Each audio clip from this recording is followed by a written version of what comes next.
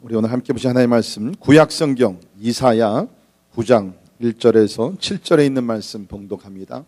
제가 가진 성경은 구약성경 977페이지입니다. 이사야 9장 1절에서 7절에 있는 말씀 봉독합니다.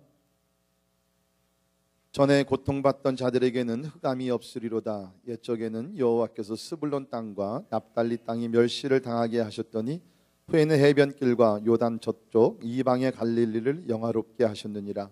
흑암에 행하던 백성이 큰 빛을 보고 사망의 그늘진 땅에 거주하던 자에게 빛이 비추도다. 주께서 이 나라를 창성하게 하시며 그 즐거움을 더하게 하셨으므로 추수하는 즐거움과 탈취물을 나눌 때의 즐거움같이 그들이 주 앞에서 즐거워하노니 이는 그들이 무겁게 맨 명예와 그들의 어깨의 채찍과 그 압제자의 막대기를 주께서 꺾으시되 미디안의 날과 같이 하셨음이니이다. 어지러이 싸운 군인들의 신과 피 묻은 겉옷이 불의 섭같이 사라지리니 이는 한 아기가 우리에게 낳고 한 아들을 우리에게 주신 바 되었는데 그의 어깨에는 정사를 메었고 그의 이름은 기묘자라 모사라 전능하신 하나님이라 영존하신 아버지라 평강의 왕이라 할 것임이라. 그 정사와 평강의 더함이 무궁하며 또 다윗의 왕자와 그의 나라에 군림하여 그 나라를 굳게 세우고 지금 이후로 영원히 정의와 공의로 그것을 보존하실 것이라. 만군의 여호와의 열심히 이를 이루시리라. 아멘. 아멘. 다시 한번 메리 크리스마스. 메리 크리스마스. 진짜 주님의 기쁨이 함께하기를 간절히 바랍니다. 오늘 우리가 예수님의 탄생을 기념하면서 성탄 주일로 우리가 지키고 있습니다. 우리를 죄에서 구원하시기 위해서 오신 예수님. 그러나 그분은 우리 죄악뿐만 아니라 우리 사람들의 슬픔과 고통과 아픔과 이 모든 것들을 치료하시고 이러한 어려움에서 우리를 구속하시기 위해서 예수님이 오셨다는 것입니다. 자, 이제 우리가 이틀 있으면 크리스마스 데이를 맞이하게 되는데 보통 우리가 크리스마스 생각하면 진짜 말로 joyful, 굉장히 즐거움 가운데서 우리가 크리스마스를 맞이하는데 특별히 올해는 참 우리가 기쁨을 찾기가 누리기가 참 어려운 것 같습니다. 특별히 우리 올해 있었던 일들을 볼 때 우리 허리케인 샌디나 또 아니면 몇 주 전에 우리 여기 커네리컷에서 우리 총사건 이 모든 것을 통해서 진짜 우리가 그 기쁨 가운데 셀러브레이션을 해야 되는데 사실 우리 마음 속에는 굉장히 어두움이 있고 눌림이 있고 고통이 있고 참 슬픔이 우리 가운데는 아직 많이 남아 있는 것 같습니다. 지난주에 이제 뉴타운 커네리컷에서 총사건이 있고 나서 지난주에 이제 자녀들을 학교에 다시 보내는 부모들의 마음이 상당히 무거웠습니다. 제가 어느 신문을 읽으니까 거기에 이러한 기사가 났는데 4살과 6살 먹은 두 아들을 둔 어머니가 자녀들을 학교에 드롭 오프 시키면서 학교에 내려놓으면서 이런 이야기를 했습니다. 한번 들어보세요. 그분의 이름이 Mrs. Jen Wood라는 분인데 She said, Hugging my two sons and kissing them as I dropped them off at school today was incredibly difficult. 오늘 학교 애들 데려다 주면서 너무 힘들었다는 거죠. As a parent, your job is to keep your children safe and protected at all times. 부모의 책임은 자녀들을 항상 보호하는 것이 그것이 책임이라는 겁니다. You never think such a horrible act will happen to such innocent kids. 이렇게 순진한 아이들에게 이러한 끔찍한 일이 생긴다는 것을 우리 상상할 수 없습니다. We need to come together to make sure our children are safe in school. 우리 부모들은 힘을 합해서 우리 자녀들이 안전하기 위해서 노력해야 됩니다. I'm leaving their safety in the hands of the school faculty when all you want to do is keep them under your wing so no one can hurt them. 우리 부모들이 다 원하는 것은 우리 자녀들을 내 품에 안아서 안전하게 데리고 있고 싶지만 현실이 그렇지 않기 때문에 오늘도 우리 자녀들의 안전을 학교의 모든 선생들과 패컬티들에게 의존할 수밖에 없다는 현실입니다. 아마 여러분들 가운데도 지난주에 자녀들을 보내면서 과연 방과 후에 학교 끝나고 나서 자녀들을 다시 볼 수 있을까? 아마 그러한 마음의 안타까움 속에서 자녀들 학교에 보내신 부모들이 많이 있는 줄 압니다. 그것이 오늘날의 현실입니다. 학교라는 것은 안전한 곳이고 자녀들이 교육을 받아야 되는 곳이고 그야말로 가장 안전한 곳이 학교에 되지만 이제는 더 이상 그렇지 못하는 가운데 세상에는 안전한 곳이 없고 또 안전한 때가 없고 언제 어느 때 어떠한 그러한 위기를 당할지 아무도 모르는 그러한 위험하고 두려운 세상에서 우리 모두 살고 있다는 것입니다. 아마 하나님께서는 이것을 아셨던 것 같습니다. 우리 사람들이 두려움 가운데 살 수 없는 것을 아셨던 것 같습니다. 그래서 성경을 보게 되면 많은 좋은 메시지가 많이 있지만 두려워 말라, 걱정하지 말라, 그런 메시지가 나오는데요. 우리 모두가 잘 아는 이사야 41장 10절에 있는 말씀 보시면 같이 한번 읽을까요? 같이 읽겠습니다. 시작. 두려워하지 말라, 내가 너와 함께함이라. 놀라지 말라, 나는 내 하나님이 됨이라. 내가 너를 굳세게 하리라. 참으로 너를 도와주리라. 참으로 나의 의로운 오른손으로 너를 붙들리라. 아멘. 믿으십니까? 오늘 하나님께서 여러분에게 주시는, 또 여러분의 가정에 주시는 말씀이 이것입니다. 두려워하지 말라, 내가 너와 함께함이라. 우리는 두려운 세상에 살고 있습니다. 그런데도 불구하고 하나님께서 여러분과 저에게 주시는 말씀은 두려워하지 말라. 너희들이 힘이 세서가 아니라, 너희 나라가 너희를 지켜주는 것이 아니라 하나님이 함께 하시기 때문에 For your God is with you. 여호와 하나님께서 너와 함께 하시고 그 하나님은 너희를 위하신 나답이기 때문에 하나님께서 너희를 지켜주실 것이기 때문에 두려워하지 말라는 것입니다. 우리 오늘 본문 말씀의 역사적인 배경을 보게 되면 오늘날 세상과 상당히 비슷했던 것 같습니다. 그래서 우리 1절과 2절에 있는 말씀 보면 흑암이라는 단어가 나오고요, 고통이라는 단어가 나오게 됩니다. 잠깐 역사적인 배경을 말씀드리면 이것은 주전 730년경에 있었던 사건을 배경으로 하고 있는데요. 그 당시는 여러분이 아신 대로 이제 이미 나라가 이제 갈라지게 됩니다. 그래가지고서 북왕국, 남왕국, 그 이스라엘이 갈라지죠. 그래서 북왕국은 이스라엘이고 남쪽은 유다로서 갈라지게 되고 정치적으로 상당히 그 위험한 상태였어요. 왜냐하면 그 북쪽에 있던 그 아수르 왕국, 아시리안 엠파이어, 아수르 왕국이 이 팔레스타인, 이스라엘 땅을 전체를 이렇게 그 잡아먹으려고 그 기회를 엿보고 있었습니다. 그러니까 나라는 이제 갈라지게 되고, 그래서 어떻게 했냐면 북왕국 이스라엘이 아람 왕국과 연맹을 맺게 됩니다. 그래서 아시리안 엠파이어하고 제국이랑 이렇게 전쟁을 일으키려고 해요. 근데 생각해 보니까는 두 나라가 연맹국을 이뤘다 할지라도 약하기 때문에 이제 남왕국 유다에게 같이 우리 연합해서 싸우자고 얘기를 합니다. 그런데 남왕국 유다는 가만 생각을 해보니까 괜히 잘못 연맹을 맺었다가는 뭡니까? 아수르 왕국에 이렇게 잘못 비껴나게 되면 더 큰 어려움을 당할 수 있기 때문에 그 연맹국에 동참하지 아니하고 오히려 아수르 왕국에 손을 벌립니다. 근데 하나님께서는 우리가 특별히 이사야 우리가 7장부터 쭉 보게 되면 하나님께 주신 말씀 뭐냐면 너는 아수르 왕국의 손을 벌리지도 말고 이스라엘의 손을 벌리지도 말고 아람 왕국의 손을 벌리지도 말고 여호와 하나님을 바라보라는 거예요. 여호와 하나님을 바라보기 하나님께서 너희를 구원할진데 하나님을 바라보면서 하나님 앞에 표징을 구하고 하나님께 구하라. 하나님께서 선자 이사야를 통해서 계속해서 주시는 말씀이 바로 그런 말씀이었다는 것입니다. 그 가운데 오늘 본문 말씀 보게 되면 하나님께서 아주 희망적 promising word from the Lord 1절에 보시면 전에 고통받은 자들에게, 이거 지금 이스라엘을 놓고 얘기합니다. 유다를 놓고 얘기합니다. 전에 너희들이 고통받는 자들에게 흑암이 없으리로다. 2절에 보면 흑암에 행하던 백성이 큰 빛을 보고 사망의 그늘진 땅에 저주하던 땅에 빛이 비치도다. 그러면서 주님께서 저들이 살 수 있는 방법을 하나님께서 제시를 하십니다. 그 가운데 우리가 잘 아는 메시아닉 우리가 프라미스, 메시아의 약속이 되게 되는, 예언이 되는 6절에 있는 말씀이 오늘 나오게 된다. 다시 말해서 어떤 왕도 아니고 어떠한 제국도 아니고 이제 하나님의 백성들이 구원받을 수 있는 것은 그야말로 흑암에서 구원받을 수 있는, 고통에서 위로받을 수 있는 메시아 구세주를 바라볼 때만이 하나님의 백성들이 위로와 힘과 능력을 받을 수 있다는 사실입니다. 사랑하는 성도 여러분, 혹시 여러분들 가운데 흑암 속에 계시는 분들, 진짜 눈을 감으면 캄캄해요. 미래가 보이질 않아요. 어떻게 살아가야 될지, 어떻게 앞으로 헤치고 나가야 될지 그야말로 불확신 속에 날마다 살아가시는 분들, 직장이 불확실하고 여러분의 사업이 어떻게 될지를 모르고 여러분의 자녀가 미래에 대해서 걱정이 있고, 오늘 하나님께서 여러분에게 주시는 말씀입니다. 흑암 속에 거하는, 고통 중에 거하는 나의 백성들아, 하나님을 바라보라는 거예요. 구세주를 바라보라. 여러분, 이 말씀이 놀라운 것이 뭐냐면 그 당시에 유다의 왕이 아하스라는 왕입니다. 이 아하스 왕은 나이 20살에 이제 왕이 됐어요. 나를 다스리게 되는데 결코 의로운 왕이 아니었습니다. 열왕기상 16장에 보게 되면은 열왕기하 16장에 보게 되면은 이 왕이 나오게 되는데 악한 왕이었습니다. 그 전에 어떤 왕보다도 더 악을 행하였고 우상을 숭배했고 바알신을 숭배했고 그런 악한 왕이었어요.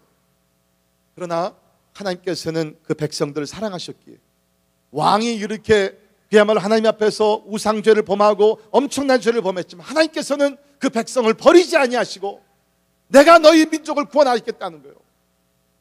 이것이 하나님의 은혜라는 것입니다. 오늘 예배에 나오신 여러분, 혹시 여러분 삶 속에 죄악이 있고 실수가 있고 잘못이 있고 2012년에 진짜 하나님 앞에서 부끄러운 일을 많이 행하셨다 할지라도 구원자 예수 그리스도를 바라볼 때 하나님께서 자비와 긍휼과 사랑으로 여러분 가운데 임하셔서 새로운 날을, 은혜의 날을 주시기를 주의 이름으로 축원합니다. 이것이 구세주 예수 그리스도가 이 땅에 오신 목적이라는 것입니다.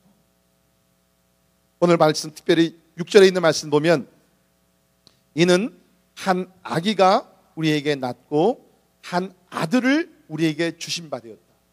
특별히 거기 보면 한 아들을 우리에게 주신 바 되었다는 것입니다.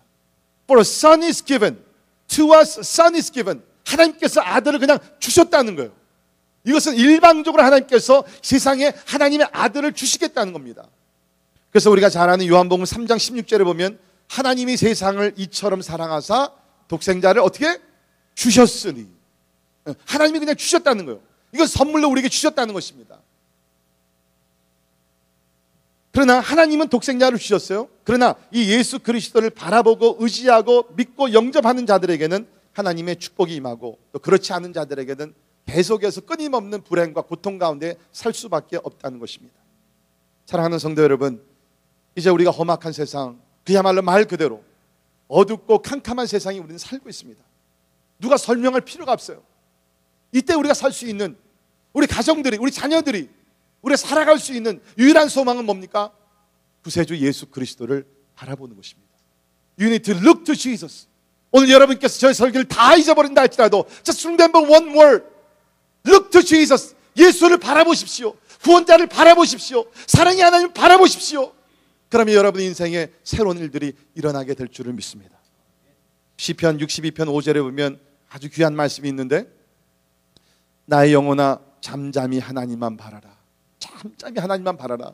모든 나의 소망이 그로부터 나오는도다. 오직 그만이 나의 반석이시오 나의 구원이시오 나의 산성이시니 내가 흔들리지 아니하리로다.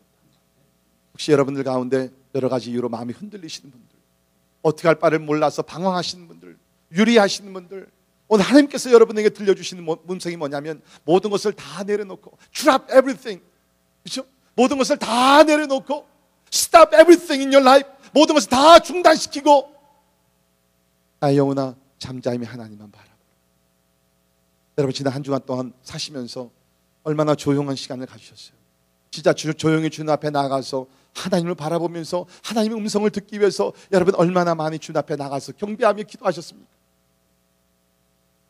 우리가 하나님을 바라보며 나갈 때 하나님께서 소망과 능력과 밝은 날을 빛을 우리에게 주실 줄을 믿습니다. 이제 특별히 오늘 6절에 있는 말씀 보면 이렇게 우리를 구원하시기 위해서 오신 메시아 예수 그리스도에 대해서 4가지 이름이 나옵니다. 우리 이것을 오늘 함께 하나씩 살펴보도록 하겠습니다. 첫 번째는 여기 보니까는 6절에 이는 한 아이가 우리에게 낳고 한 아들을 우리에게 주신 바 되었는데 그의 어깨에는 정사를 메었고 그의 이름은 기묘자라 모사라. 한국말 번역에는 기묘자라 모사라 2가지로 이렇게 분리해서 나눴는데요. 우리가 그 영어 성경과 또 우리 원어를 보게 되면 이것을 우리가 하나로 뭉쳐서 기묘한 모사라 우리가 번역을 할 수가 있습니다. 그래서 영어는 Wonderful Counselor, Wonderful Counselor. 그래서 2000년 전에 이 땅에 오신 예수 그리스도는 그냥 한 아기로 태어난 평범한 아기가 아니라는 거예요. 그분은 기묘하신 분이다. Wonderful.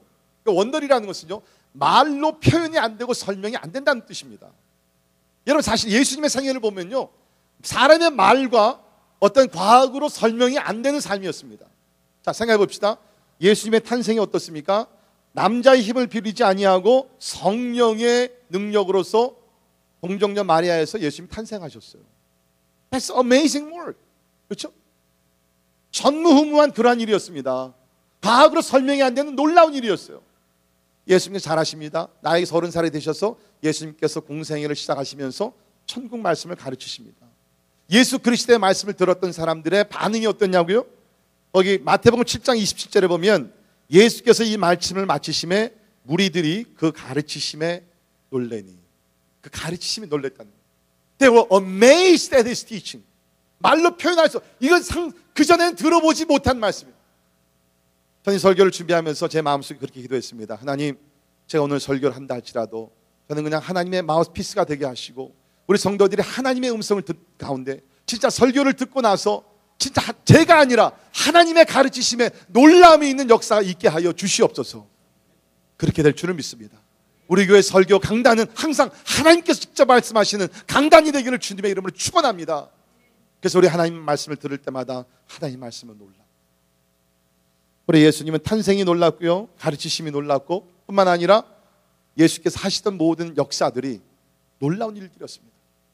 듣지 못하는 자가 듣게 되고, 말하지 못하는 자가 말을 하게 되고, 일어서지 못한 자가 일어서게 되고, 죽은 자가 살아나게 되는 그야말로 기적 같은 일들이, 기적이죠. 표적들이 끊임없이 일어났다는 것입니다. 그래서 마가복음 7장 30절에 보면 사람들이 심히 놀라 이르되 그가 모든 것을 잘하였도다. 못 듣는 사람도 듣게 하고 말 못하는 사람도 말하게 한다 하니라.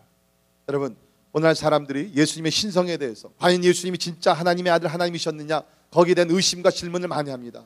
그러나 성경은 분명히 말하기를 하나님 예수께서 전하신 말씀이 놀라운 하나님의 말씀이었고 뿐만 아니라 주님께서 이 땅에 오셔 행하신 모든 일들이 그야말로 놀라운 하나님의 기적이었다는 것입니다. 그런데 더 감사한 것은 뭡니까? 그 놀라우신 그 주님께서 오늘도 여러분 삶 속에 놀라운 일을 행하시기를 원하신다는 것입니다. 오늘 사람들이 굉장히 부정적입니다. 모든 것이 안 된다, 할 수 없다, 다 어둡다고 얘기합니다. 그래서 우리가 이제 2013년이라는 새해를 우리가 며칠 있으면 맞이하지만 사람들의 태도 어떻습니까? 그냥 surviving mentality, 그냥 우리가 살아남으면 좋겠다. 사랑하는 성도 여러분, 하나님은 우리를 그냥 살아남게 하기 위해서 이 땅에 남겨두지 않은 것을 믿으시기를 바랍니다. 로마서 8장에 보면 뭡니까? 예수 그리스도를 믿는 자는 뭡니까? 능히 이긴다. More than conquerors. 죽음을 이기고 어려운 환경을 이기고 예수 그리스도 안에서 자족하면서 나갈 수 있는 것이 예수 그리스도를 믿는 하나님의 사람들이라는 것입니다. 사랑하는 성도 여러분, 하나님은 여러분 삶 속에서 주의 영광을 위해, 오해하지 마세요. 여러분이 부자 되고 여러분이 무슨 훌륭한 사람, 그게 아니라 하나님의 영광을 높이 드러내기 위해서 우리 삶 속에서 말로 표현이 안 되는 사람의 생각과 계획과 지혜와 능력을 초월해서 역사하시는 놀라운 하나님의 역사가 앞으로도 계속 일어나기를 주님의 이름으로 축원합니다. 꿈을 잃지 마세요. 희망을 잃지 마세요. 놀라우신 하나님이 함께. 근데 여기 보이니까 그 하나님은 놀라우신 그러한 기묘뿐만 아니라 모사라, 카운슬러, 우리 상담자가 된다는 것입니다. 이것이 우리 히브리어로는 야스라는 단어를 사용했는데요, 야스는 지혜로 가득 찬 사람입니다. 지혜로 가득 찼다. 그래서 그분을 찾아가기만 하면 삶의 지혜를 그대로 얻을 수 있다는 거예요. 혹시 여러분 주변에 그런 분들 아시는 분이 계신지 모르겠어요. 지혜가 충만해서 무엇이든지 필요하면 가서 상담을 하다 보면 참 이렇게 그 조언을 얻게 되고 좋은 말을 들어서 문제가 저절로 이렇게 해결이 되고. 여러분 주변에 그런 분들 많이 두세요. 맨날 같이 나가서 노는 사람들 아니라 진짜 지혜로 충만한 사람들을 주변에 많이 두시기를 바랍니다. 그런데 그것도 인간들이고 여기서 얘기하는 야츠라는 건 뭡니까? 지혜로 충만하신 그 하나님이라는 거예요. 그리고 그 지혜가 충만하신 그분은 우리의 카운슬러가 된다. 우리를 상담해 주시는 전능하신 하나님이 되신다는 것입니다. 얼마나 놀라워요? 여러분, 우리가 살다 보면 우리가 진짜 지치고 낙심하고 상처를 받아서 모든 것을 포기하고 싶을 때가 가끔 옵니다. 근데 그때에 우리가 이러한 원더풀 카운슬러, 놀라운 그러한 우리 상담자가 되시는 주님 앞에 나가면 우리 주님께서 우리 고통을 이해하시면서 우리를 치료도 해주시고 우리 삶 속에 새로운 희망으로 다가와 주신다는 것입니다. 1700년대 영국에 뛰어난 한 작곡가가 살았는데요, 이분이 나이가 50이 넘을 때까지 사실은 그의 음악적인 실력을 인정받지 못했습니다. 그래서 굉장히 좌절했고, 특별히 50이 넘어가지고서는 이제 몸의 한쪽이 이렇게 마비가 되기 시작했어요. 그러니까 작곡하는 사람이 이제는 더 이상 작곡을 할 수 없을 정도로 몸이 불편했습니다. 그래서 모든 것을 이제 포기하게 됐고 나름대로 이제 빚도 많이 지게 됐어요. 그때 그를 사랑하고 아껴주고 그의 실력을 인정해줬던 그 놀라운 친구가 있습니다. 그분이 찰스 제니스라는 분인데, 그 친구는 그리스도인이었고 그리고 부자였어요. 그가 낙심에 찬 이 음악가에 와서 이런 말을 했다고 합니다. 인생을 포기하기에는 너무 이르지 않은가? 내가 주는 이 책을 읽고 다시 한번 작곡을 해보게. 이 말씀의 주인이 자네를 다시 일으켜 세워줄 것이네. 그러면서 성경책을 건너줬어요. 그러니까 모든 것이 다 끝난 이 사람입니다. 이제 성경을 읽기 시작합니다. 그런데 하나님께서 놀랍게 그야말로 주의 성령으로 그 가운데 임하는 가운데 영감을 주시게 되고, 그렇게 한쪽 몸이 마비가 된 상태였지만 하나님께서 힘과 능력을 주셔서 24일 동안 그야말로 침식을 잃고 작곡을 해나가기 시작합니다. 자기도 모르는 가운데 막 펜이 움직이게 되면서 영감 있는 작곡을 만들어가기 시작합니다. 그래서 결국에는 뭡니까? 24일 동안 그야말로 열심히 노력한 결과 그 부류의 그러한 그 명작 한 편이 되게 되는, 우리가 여러분이 잘 아시는 그 핸델의 메시아 곡이 이것이 나오게 된다. 인생이 다 끝났다고 좌절하고 낙심했지만 그때 하나님께서 오셔가지고서 그야말로 그 인생을 바꿔주시고 그의 아픔을 위로해 주시고 그 병도 치료해 주시는 가운데 그 누구도 만들어낼 수 없는 그야말로 너무나 아름다운 영적인 그런 음악을 작곡하게 된다는 것입니다. 제가 이번에 지난주에 어머님 곁에 가서 일주일 동안 그야말로 이제 오늘 내일 하시는 어머니 곁에서 한 주간을 지냈어요. 여러 번 고비를 넘겼어요. 지난 한 주간도. 이제는 뭐 음식을 드시지도 못하고 이제는 그 몰핀을 투입하면서 그냥 하루하루 한 시간 살아가고 계세요. 이제 그렇게 한 주간을 이제 지내고 이제 돌아온, 이제 뭐 이제 작별의 인사, 말 그대로 작별의 인사를 하고 온 거죠. 어머니도 많이 우셨고 저도 그렇고 굉장히 그 마음이 무거운 가운데 비행기를 타고 오는데 너무너무 힘들더라고 진짜. 제가 어저께 우리 중보기도 모임에서 얘기했지만 진짜 몇 주 동안 단기 선교하고 오는 것보다 더 힘들더라고.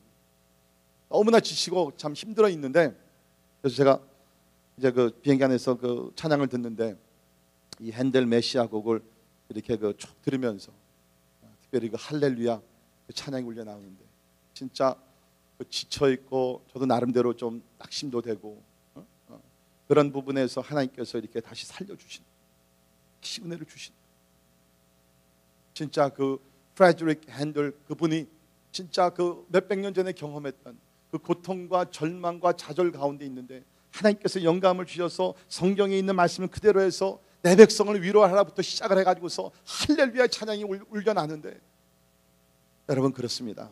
여러분 인생이 어느 지금 시점에 와 있는지 모르지만 혹시 여러분들 가운데 여기 나오는 프레드릭 핸들 이분과 같이 삶에 지치고 모든 것이 끝났다고 생각하신 분들, 여러분 that's the best time to start new life.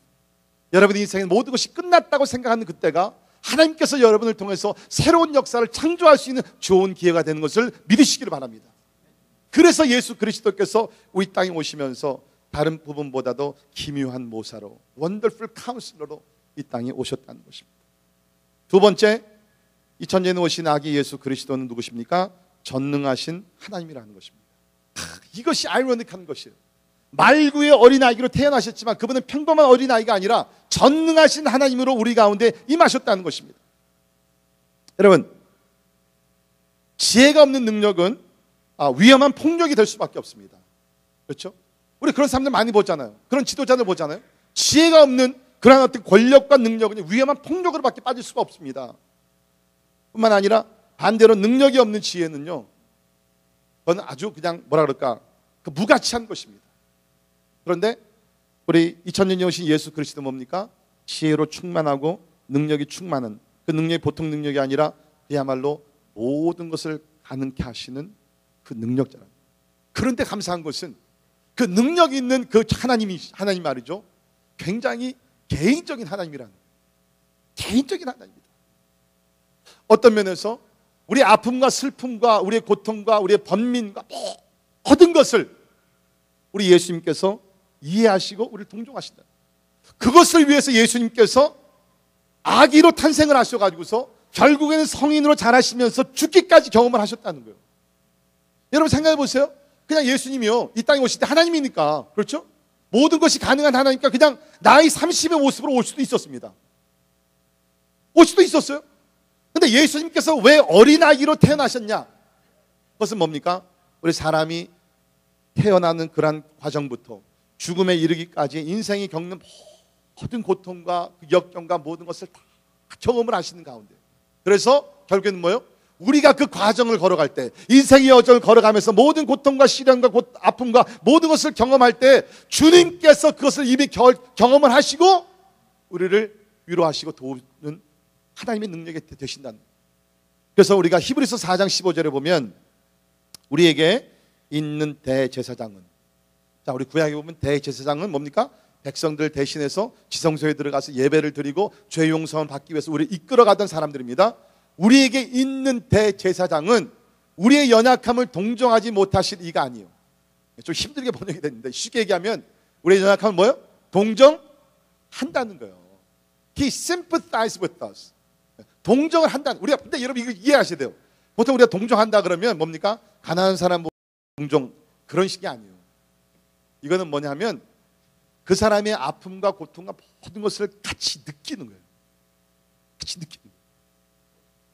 보통 이렇게 보게 되면 아무리 우리가 누구를 사랑한다 그래도 많이 못 느낍니다. 그들의 고통은. 아마 우리 세상에서는 우리 부모가 아마 자녀들의 고통을 제일 많이 느낄 거예요. 근데 그렇다 할지라도 부모들이 아무리 자녀들 사랑할 100%는 못 느껴요. 그런데 우리 대제사장이 되시는 예수님은 우리의 연약함을 100% 이해하시고 동정하십니다. 모든 일에 우리와 똑같이 시험을 받으신 자로되 이로되 죄는 없으시니라. 믿으십니까? 자, 예수님께서 우리의 연약함을 다 이해하시면서 우리를 돕는 전능자 하나님이 되신다는 거예요. 특별히 감사한 것은 그 전능자 하나님께서 우리의 짐을 져주시기를 원하신다. 시편 68편 19절에 있는 말씀 보면 날마다 우리 짐을 지시는 주 곧 우리의 구원이신 하나님을 찬송할지로다. 할렐루야. 날마다. 우리가 가끔 가다가 아니에요. 우리는 가끔 가다 하나님을 찾을 때가 있지만 우리 하나님은 반대입니다. 하나님은 신실하셔가지고요, 날마다 우리 짐을 지시는 우리 주 하나님이시라는 거예요. 사랑하는 성도, 우리는요 참 우리가 그 못된 버릇이 있어요. 그 버릇이 뭐냐면 주님께서는 이 짐을 나에게 맡기라고 얘기하시는데 이거를 그냥 꽉 안고 살아요. 이거를 주님 앞에 드리면은 뭐 허전한 것 같아. 뭐를 빼앗기는 것 같아. 그래가지고 기도도 합니다. 기도 안 하는 거야. 기도해요. 기도하면서도 뭡니까? 주여 도와주시옵소서. 하나님 말하면 야 그걸 나에게 좀 넘겨라. 아니요, 그저 도와주시옵소서. 얼마나 어리석어. But that's what we do. 그렇죠? 그 성경은 뭐라고 합니까? 날마다 우리 짐을 져주시는 구세주가 있기 때문에 베드로전서 5장 7절에 보면 뭐예요? 너희 염려를 다 주께 맡기라. 이는 그가 너희를 돌보십니다. 믿으십니까? 사랑하는 성도 여러분, 염려를 다 주께 맡기십시오.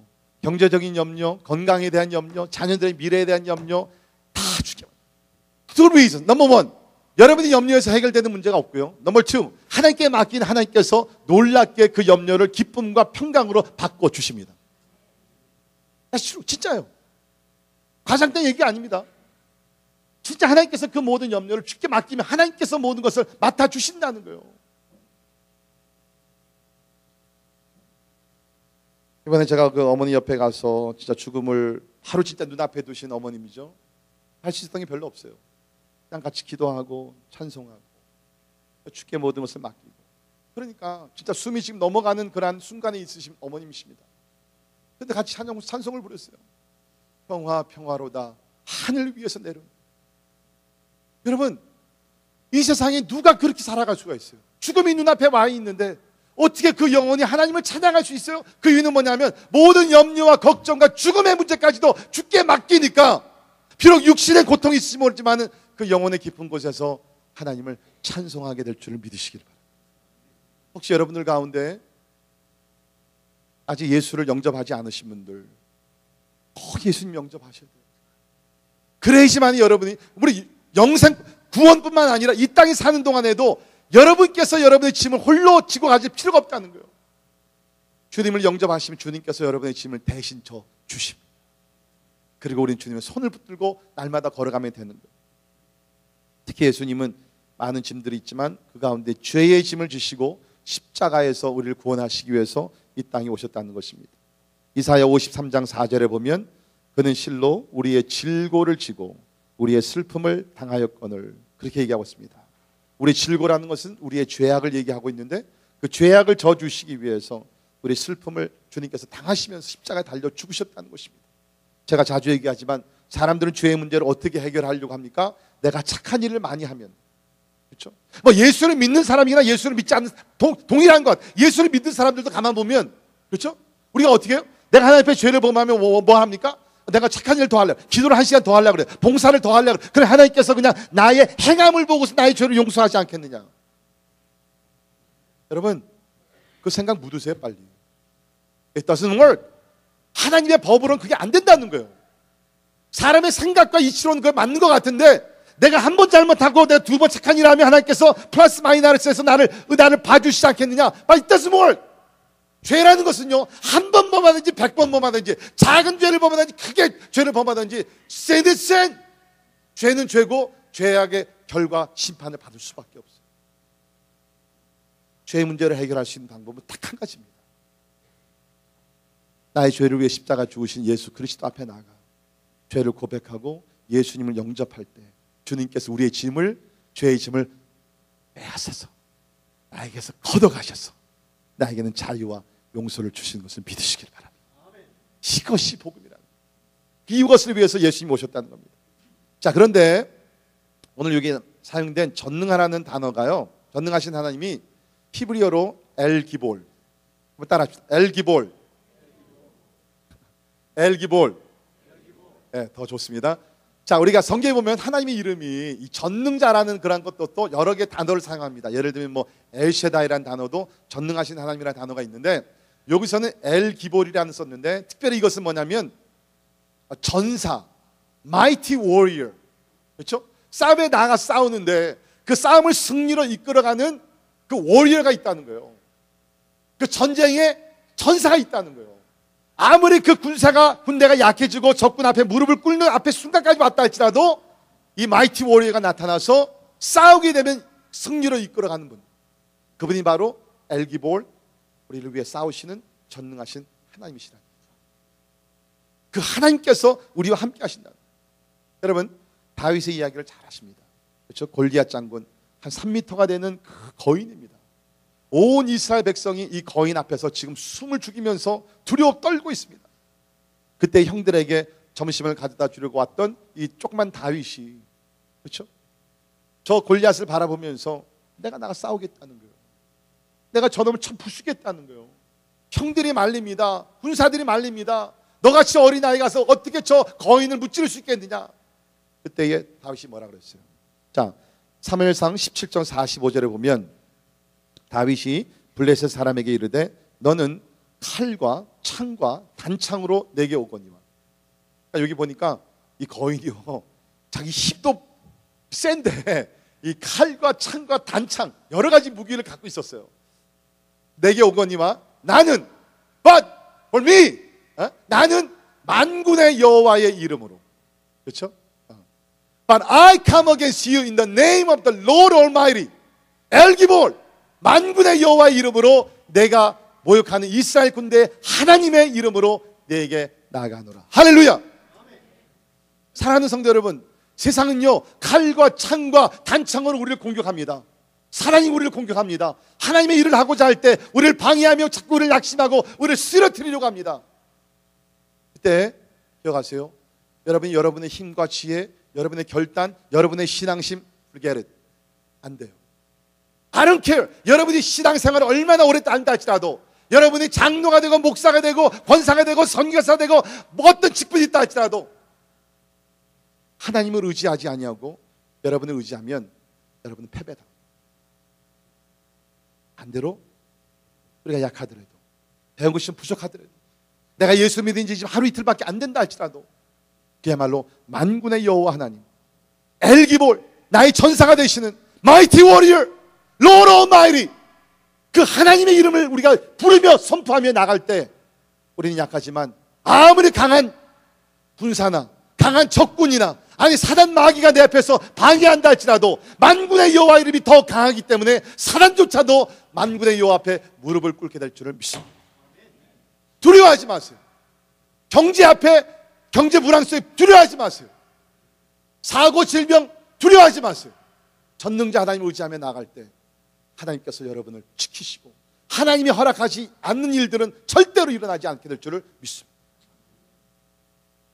이분이 바로 엘기볼 하나님, 전능자 하나님이시라. 사랑하는 성도 여러분, 저도 이렇게 보면 지난 몇 주 동안 상당히 힘들었어요. 그죠? 우리 사랑하는 형제가, 우리 광원 형제가 하나님 곁으로 가고 저희 어머님도 이렇게 되고 또 뭐 뉴타운에 그런 이렇게 그 타운이 그 총사건이 막 나게 되고 여러 가지 정신적으로 힘들고, 그러니까 사실 제가 그냥 눌리더라고. 저도요. 막 눌려가지고 막 감당하기가 힘들더라고. 그때 이 엘기볼의 하나님 바라보고 있어요. 하나님 저에게 주신 그 어저께 오늘 저에게 계속 주신 메시지가 뭐냐면, 하나님은 어떤 고통과 어떤 문제와 어떤 사고와 모든 것보다 하나님 더 강하시다는 거예요. 저희 어머님의 죽음보다 더 강하신 분이 예수 그리스도십니다. 여러분, 저는 부탁을 드립니다. Let's not get too emotional and lose the focus of God. 여러분, 우리가 고통 가운데 너무 정신적으로 우리 약해져서 우리 가운데 계신 전능자 하나님을 놓치지 않기를 주의 이름으로 축원합니다. 진짜 여러분, 하나님이 보호하지 않으면 진짜 우리는 위험한 세상에 살고 있습니다. 제가 이제 시애틀 갔다가 이제 오면서 공항에서 여기 노아에서 내려가지고서 이제 오는데 이렇게 보게 되면 이제 그 한쪽은 트럭이 가는 그 섹션이 있고 한쪽에는 승용차가 가는 섹션이 있잖아요. 아시죠? 어떤 분들은 그것도 모르시더라고. 왜 이렇게 귀를 크지 긁더라고요. 네, 그렇게 됐는데 항상 우리는 뭡니까? 가면서 이제 들어갈 때 어느 쪽으로 갈까 이렇게 기도를 많이 하잖아요. 네, 성령의 인도하여 주옵소서. 그래가지고서 이제 저도 이제 그걸 하회를 타면서 어디로 갈까 이렇게 생각하다가 그냥 밤이니까 추락이 별로 없겠지 하고서 이제 승용차들이 가는 그쪽으로 들어갔어요. 딱 가는데 바로 앞에서 한 대여섯 대가 충돌 사고가 나. 그냥 완전 차 몇 대가 그냥 완전히 그냥 그냥 해체되는 그냥 사고가 눈앞에서 일어난 거예요. 참 감사하게요. 그때 제 비행기가 조금 연착이 됐어요. 그 연착이 조금 안 됐으면 여러분 저 오늘 못 봅니다. 제가 어머님보다 먼저 갈 수 있습니다. 여러분, 하나님의 날개 안에 거하십시오. 전능자 하나님 앞에 여러분 거하십시오. 전능자의 손이 여러분을 붙들어 줄 줄을 믿습니다. 세 번째로 보면 영존하시는 아버지, Everlasting Father. 자, 이것이 굉장히 좀 애매한 성경 구절입니다. 삼위일체 하나님을 부인하는 사람들이 이런 구절을 가지고 봐라, 예수 그리스도 하나님이 아니다. 여기 보면은 영존하신 아버지라 그러지 않았느냐. 이 말씀 보게 되면 성자 예수 그리스도가 있는 것이 아니라 그분도 역시 표현으로 뭔가 하나님 아버지다. 그러면서 예수 그리스도가 하나님, 예수 그리스도의 신성을 부인합니다. 자, 그런데 여러분, 분명히 우리가 아는 것은 여기서 분명히 한 아기가 낳고 아기 예수 그리스도에 대한 예언의 말씀입니다. 그럼 왜 여기서 영존하시는 아버지라 그랬느냐? 이것은 예수님이 아버지 하나님이라는 것이 아니라 이 땅에 오신 예수 그리스도는 아버지의 성품을 가지고 오신 분이시라는 아버지 성품. 자, 그런데 대부분이 우리 특별히 한국 사람들 보면 아버지 하면은 이렇게 좋은 인상보다는 좀 이렇게 좋지 않은 인상이 훨씬 더 많은 것 같아요. 보통 우리 한국 아버지 하면 어때요? 그냥 무뚝뚝하고 그냥 엄격하고 이렇게 때리고 재미없고 그냥 늦게 오고, 그렇죠? 그런 아버지 인상에 대해 별로 안 돼요. 근데 여러분, 성경에 나오는 아버지는 그렇지 않습니다. 성경에 나오는 아버지는요, 너무나 연해요. So gentle. 너무나 온유해요. 너무나 개인적이에요. 사랑이 많으시고요, 품어주시고요, 우리 피를 채워주시고요, 모든 악한 권세와 모든 것을 우리를 보호해 주시는 분이 바로 우리 아버지라는 거예요. 여러분, 탕자에 나오는 이야기 아시지 않잖아요? 아버지가 있는데 둘째 아들이 나가서 아버지의 유산을 미리 받아가지고서 탕진하고 돌아옵니다. 여러분, 한국 가정 같으면요, 돌아오면은요, 한국 아버지 어떻게 해요? 이놈의 새끼가, 그러면서 뭐요? 그냥 올라갈 겁니다. 너 나갈 때는 네 마음대로 나가면 들어올 때는 네 마음대로 못 들어와. 아니면 조금 더 괜찮은 아버지는, 그래? 그러면 너 이제부터 내가 시킨 대로 다 해. 그렇죠? 그럼 조건을 한 100까지는 겁니다. 근데 거기 성경에 나오는 아버지, 하나님을 대표하는 아버지는 뭐예요? 쓰기 않아요. 키스해줘요. 묻지도 않아요. 너 왜 그런 짓 했냐? 묻지도 않아요. 그냥 끌어안고 용서하고 잔치를 벌이고 반지를 끼워주고, 그게 성경에 나오는 아버지의 모습. 근데 예수님은 우리 땅에 오시면서 바로 그런 아버지로 오셨다는 거예요. 우리가 잘못해서 깨닫고 하나님 앞에 돌아오기만 하면 너 왜 그랬니? 책망도 안 하십니다. 그냥 부모 안아주세요. 용서하세요. 끊임없이 용서하시고 두 번째, 세 번째 계속해서 기회를 주시고 우리와 동행하시고, 우리가 진짜 하나님이 우리의 아버지 같은 분이다, 이것이 얼마나 큰 축복인지 모릅니다. 여러분 아신 대로 우리 박조준 목사님, 우리 한국 교계에 지금 은퇴하셨지만 박조준 목사님 제 이모부가 되십니다. 어렸을 때부터, 사실은 이제 결혼하기 전부터 이제 그 목사님을 제가 알거든요. 전도사님으로 계셨는데 저희 이제 외할아버지죠. 외할아버지가 딱 보고 이게 괜찮으니까 이렇게 딱 찜을 해가지고서, 사실은 우리 이모가 이런 얘기하면 너무 이게 좀 잠깐 스탑할 수 있나 거기 뒤에? 사실은 우리 이모가요 고등학교 때 약혼을 하고서 이제 결혼을 하게 됐어요. 아무튼 그게 중요한 것이 아니라, 근데 박조준 목사님이 일찍이 아버님을 여의고 홀어버님 밑에서 너무 힘들게 자라셨어요. 진짜로 너무 힘들게 자라셨어요. 근데 이제 그렇게 힘들게 자라시다 북한에서 이북에서 내려오셔가지고서 이제 힘들게 사셨는데, 그러시다가 이제 복음을 듣게 되고 예수를 만났는데, 박조준 목사님의 로마서 강해를 보게 되면 자기 그런 개인 간증이 나오는데, 로마서 8장에 보게 되면은 우리가 예수를 믿어서 성령께서 보증하심으로 이제는 우리 하나님을 아버지라 부를 수 있다, 그 말씀이 나오지 않습니까? 근데 그 목사님께서 처음으로 성경을 읽어가면서 로마서 8장에서 하나님을 아버지라 부를 수 있다, 그걸 읽으면서 그렇게 눈물을 흘리셨다는 거예요. 왜냐하면 그분의 평생 소원이 뭐냐면 아버지라는 분을 한번 보고 아빠를 한번 부르는 것이 평생 소원이. 여기 부모님들 다 뭐 어렸을 때부터 끝까지 이렇게 그 부모님 곁에 자라시면 잘 모르지만, 그렇죠? 아버님이나 어머님 일찍 여의신 분들은 뭐예요? 다른 것 아니에요. 그냥 아빠라고 한번 불러보고 싶고 엄마라고 한번 불러보고 싶고, 그러면서 그 어른이 진짜 주님 앞에 더 헌신하고 주님을 더 사랑하게 된 이유가 뭐냐면, 이젠 나에게도 아빠가 있구나. 육신의 아버지는 내가 잘 모르지만 나에게도 영적인 아버지가 있고, 그러면서 그 아버지를 수백 번을 불렀다는. 사랑하는 성도 여러분, 혹시 여러분들 가운데 일찍이 부모님을 여의신 분들 계십니까? 또 안타까워하신 분 있습니까? 기억하십시오. 예수 그리스도는 여러분의 곁에서 아버지 같은 분으로서 여러분을 지켜주시고 힘이 되주시고 여러분의 필요를 채워주시는 영원하신 아버지 같은 분이 되는 것을 믿으시기를 바랍니다. 그다음에 마지막으로 보게 되면 평강의 왕, 프린스 오브 피스.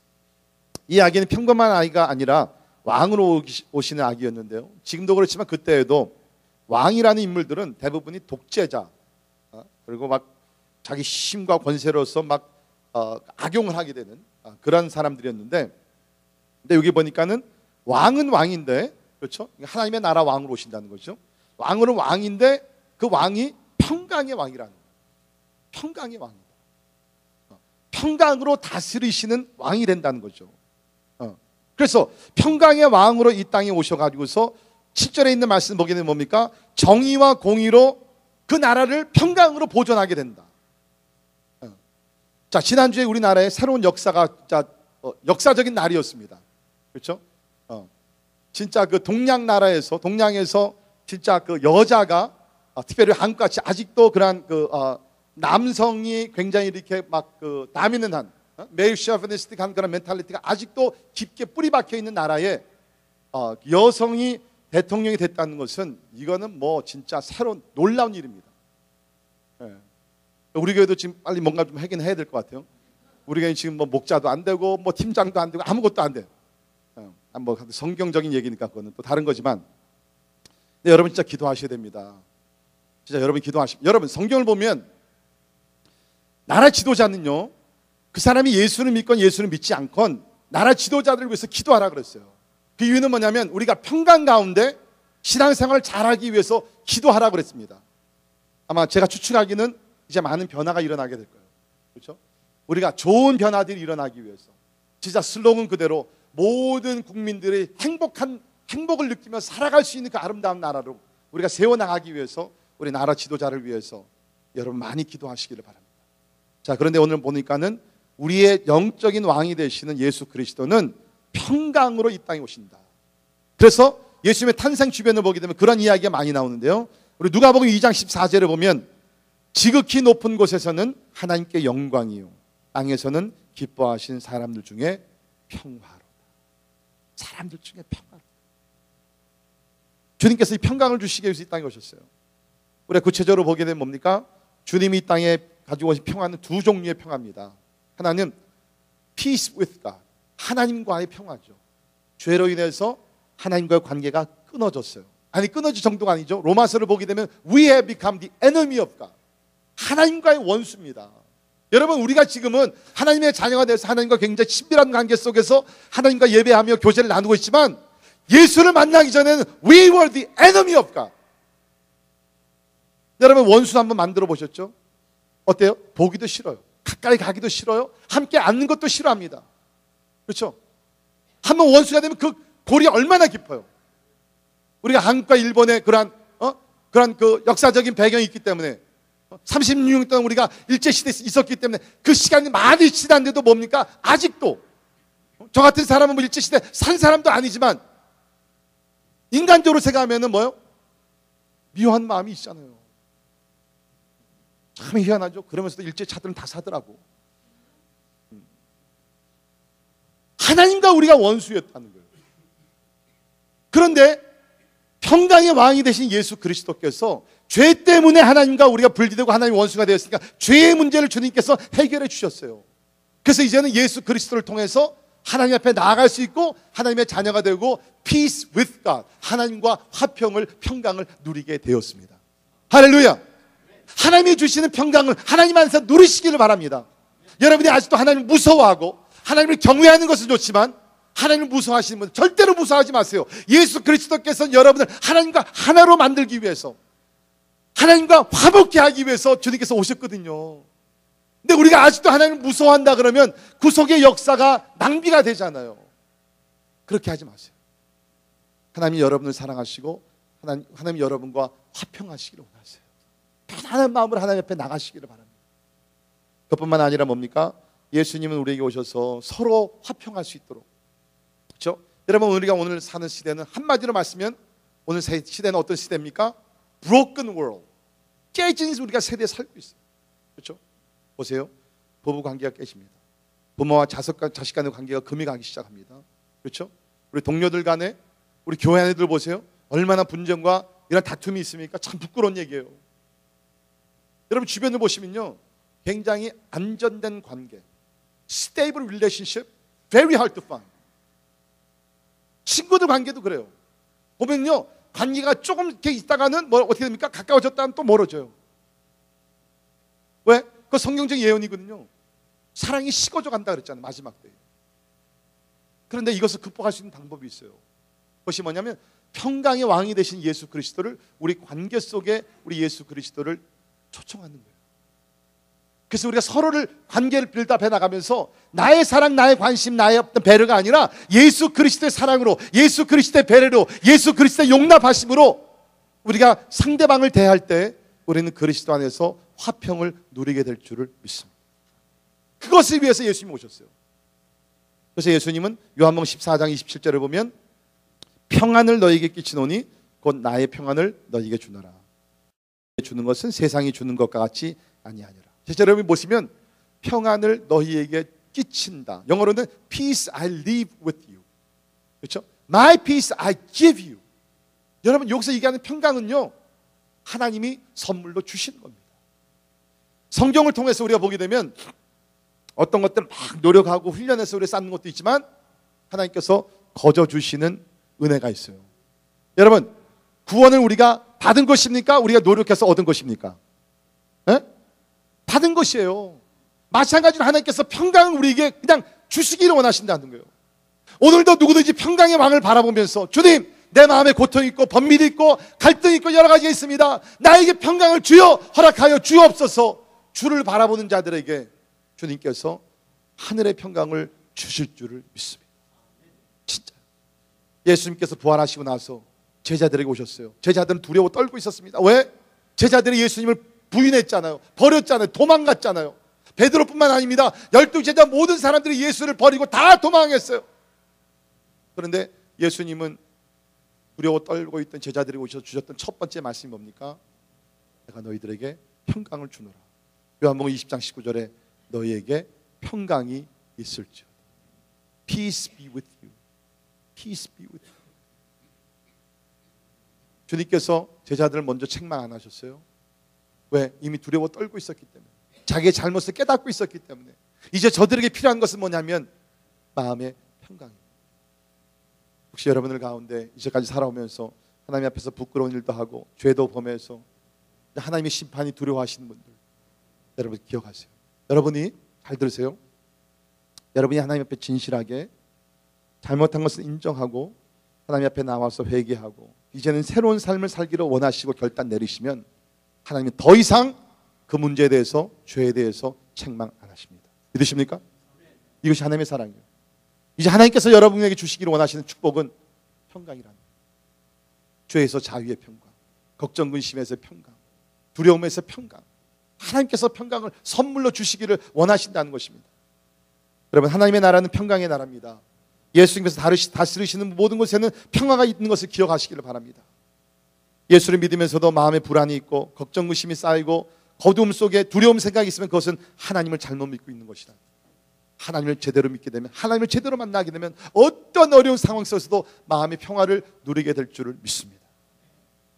여러분, 지난주에 우리 고 김광원 형제, 우리 부모님들, 또 누님 가족들, 여러 친척들이 방문했어요. 얼마나 감사했는지 모릅니다. 예배를 다 드리고 나서 친교실에서 같이 식사를 나누면서 대화를 나눴는데, 특별히 그 어머님께서 귀한 간증을 나눠주셨어요. 그 어머님이 아직 신앙이 깊지 못하고, 아니 이제 막 신앙생활을 시작하신 분입니다. 오늘 이제 동생 다니시는 교회에서 오늘 세례를 받으시는데, 근데 그 어머님이 그렇게 얘기하시는 거예요. 목사님, 참 이상하게 진짜 우리가 인간적으로 생각하면은 이거 진짜 미칠 일입니다. 안 그래요? 나이 31살의 젊은 청년, 그 암투병 하신 아버님을 위해서 그렇게 효도하는 그 아들이에요. 근데 하나님께서 그냥 어떤 뜻인지 모르지만 그냥 데려가신, 물론 사람들의 사고였지만 하나님이 허락하신 거거든요. 그러니까 그 어머니 하시는, 인간적으로 생각하면 너무나 진짜 미칠 지경이지만 목사님, 이상하게 하나님께서 내 마음에 평강을 주십니다. 그냥 평강이 있다는 거예요. 다른 사람들이 보면 그렇게 얘기한대요. 당신 사랑하는 아들을 잃은 엄마 맞아? 그렇게 얘기해요. 하나님의 평강이 그렇게 놀라운 것이에요.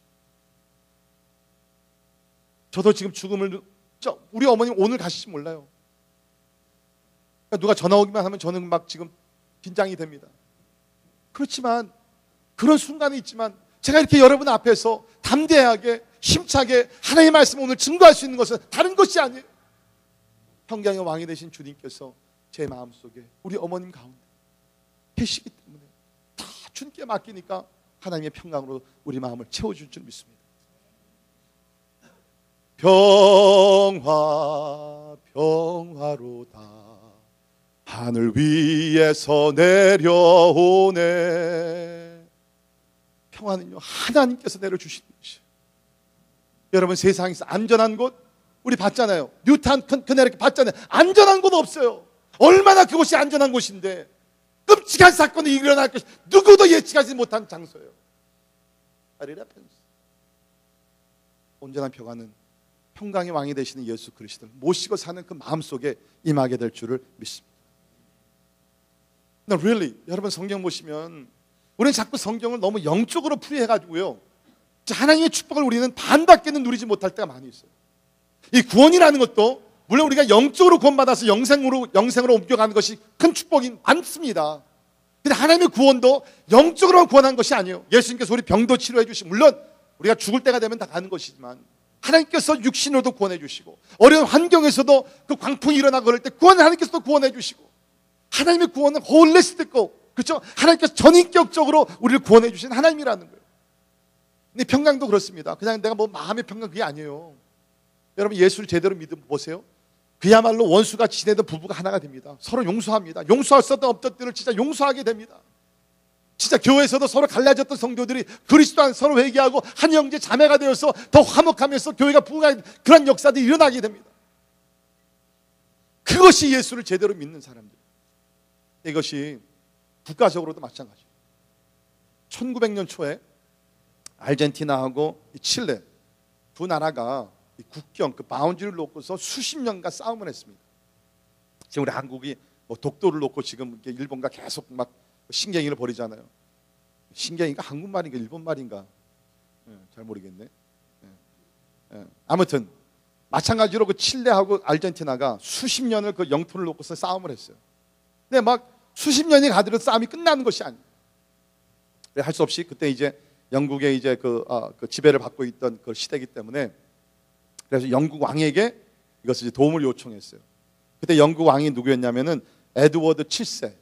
에드워드 7세인데, 이 에드워드 7세는 참 사람이 괜찮았던 사람인 것 같아요. 그 사람의 별명이 뭐였냐면 피스메이커였다고 합니다. 또 오늘날 얘기하면 우리가 뭐 지미 카터, 우리 전 대통령 생각할 수 있을 것 같은데요. 피스메이커로서 이분은 진짜 이렇게 다니면서 나라들이 화목해 하는 그런 일들을 많이 했나 봐요. 그래가지고 아르헨티나하고 우리 칠레가 서로 이제 그 문제로서 어떻게 해결이 안 나니까 영국의 왕을 이제 데려다가 이 문제를 좀 해결해 달라. 그래가지고서 에드워드 7세가 와가지고서 두 나라의 왕을 다 불러다가, 자, 이제 당신들이 수십 년 동안 싸움을 했는데 문제가 해결되지 않습니다. 이 문제를 해결할 수 있는 방법 딱 한 가지가 있습니다. 그 방법이 뭐냐면 평강의 왕이 되시는 예수 앞에 무릎을 꿇는 것입니다. 그러면서 이 에드워드 7세가 성경을 펴고서 예수 그리스도 앞에 우리 무릎을 꿇잖아요. 그랬더니 감사하게도 그 나라 왕들이 무릎을 꿇습니다. 그리고 십자가 앞에 무릎을 꿇습니다. 하나님의 뜻대로 해가요. 그래서 기도 중에 그래서 거기 이제 바운드리를 정해놓고 이제는 평화가 임했다는 거예요. 그날이 특별히 감사한 게 1902년 12월 24일 크리스마스 전날. 두 나라들도 평강의 왕인 예수님 앞에 겸손히 나와서 무릎을 꿇게 되면 화목할 수 있다. 사랑하는 성도 여러분, 우리가 내일 모레면 성탄절을 맞이해요. 성탄절의 메시지 중에 중요한 메시지 중에 하나가 뭡니까? 피스, 평화. 하나님과 평화하고 서로 평화. 하나님 앞에서 아직 이렇게 좀 해결되지 않는 문제들, 여러분 주님 앞에 갖고 나가서 회개하시고, 아직 예수 그리스도를 영접하지 않으신 분들 마음의 문을 여시고 예수님을 영접해서 이제는 하나님과의 원수가 아니라 하나님의 자녀가 되고 하나님과 화목하는 여러분이 되시기를 주의 이름으로 축원합니다. 뿐만 아니라 가정에서, 사회에서, 교회에서 혹시 여러분들 가운데 원수가 맺히신 분들 빨리 푸세요. 우리 예수님은 평화로 하나를 묻기 위해서 이 세상에 오셨습니다. 평강의 왕이 되신 은혜와 그 주님의 은혜와 사랑과 용서와 자비 가운데 우리 서로 화목해서 행복한 가정, 아름다운 교회, 사랑이 넘치는 그런 사회로 만들어가는데 앞장서는 여러분들이 되기를 주님의 이름으로 축원합니다. 기도하겠습니다. 2000년 전에 베들레헴 마국간에 태어나신 한 아기는 평범한 아기가 아니라 오늘 말씀 그대로 참 기묘한 모사, 전능하신 하나님, 그리고 영전하신 아버지, 그리고 평강의 왕으로 오심을 인하여 감사를 드립니다. 하나님, 이제 하나님은 우리를 치료하시고 우리를 상담해 주시기 위해서 이 땅에 오셨습니다. 하나님, 우리 사랑하는 성도들 마음속에 있는 그 아픔과 상처와 아니 쓴뿌리까지도 우리 주님께서 상담하시고 치료하여 주시옵소서. 전능하신 능력으로 우리를 찾아오 주시사 불가능한 문제들까지도 주님께서 해결할 수 있도록 도와주시고, 그 전능하신 하나님 엘기볼, 우리를 위해서 싸우시는 그 만군의 여호와를 의지하면서 우리 삶의 하나님이여 참 우리가 경험하는 영적 싸움에 승리하게 하시고, 어떠한 적군의 화살이 우리를 향한다 할지라도 우리가 두려워하지 말고 싸워 승리하며 나갈 수 있도록 강한 힘을 우리에게 허락하여 주시옵소서. 영전하신 아버지가 계심을 인하여 감사합니다. 우리를 지켜주시고 우리 필요를 채워주시고 우리와 함께 하시고 우리가 약할 때 힘 주시고 실수할 때 죄를 범할 때도 용서하시고 계속해서 기회를 주시는 하나님의 아버지 앞에 나가기를 간절히 기도합니다. 평강의 왕이신 주님이시여 우리 마음속에 평강을 주시고 가정의 평강을 주시고 사회의 평강을 주시고 무엇보다도 하나님과 화목하여 하나님과 아름다운 교제를 나누는 주의 백성들 다 되게 하여 주시옵소서. 예수님 이름으로 간절히 기도하옵나이다. 아멘.